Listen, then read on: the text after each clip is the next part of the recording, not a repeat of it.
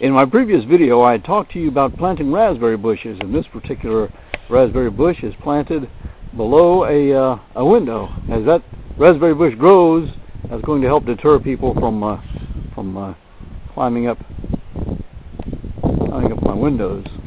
And I've been able to plant several raspberry bushes.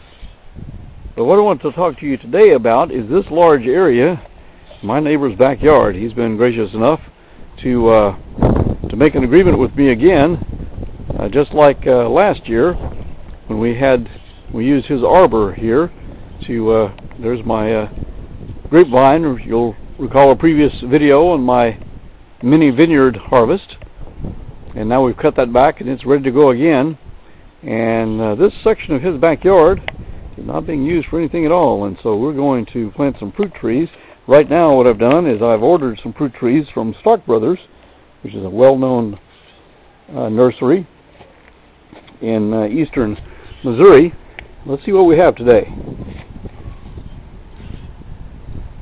Let's see, I don't know if you can focus that.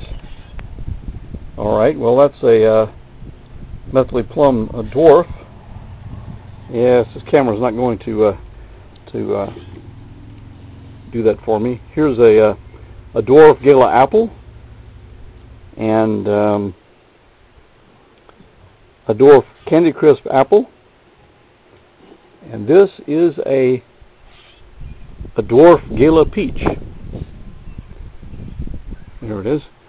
And so what I have is I have them soaking in water for an hour before I plant them.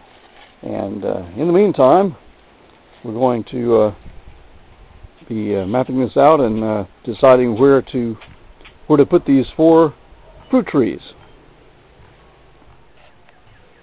Alright, now I've chosen my location for the trees, and because my neighbor has a burn pile over there, then we decided not to go in the regular box shape, but we decided to stagger those locations thusly to make sure that tree is away from that burn pile.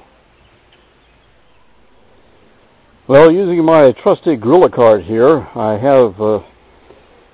have some mulch, which is a combination of rabbit manure and other things which was in the pyramid composter, and so I'm going to work that into each one of the holes, and then I'm going to cover that with straw. Actually, I'm going to put paper down and straw as well, because there's quite a bit of grass here, and this is grass that's been growing for a long time, and I want to be able to have mulch on that. It's going to help make sure that if someone comes over and mows, they have no reason to get up close to that tree, because there's not going to be any grass close to that tree, because we're going to have a perimeter of mulch around it. So compost is going to go in, and we'll put hay or some other kind of wood chips, whatever else, on top to keep that grass from going up there. They won't have any excuse to get up close to that tree.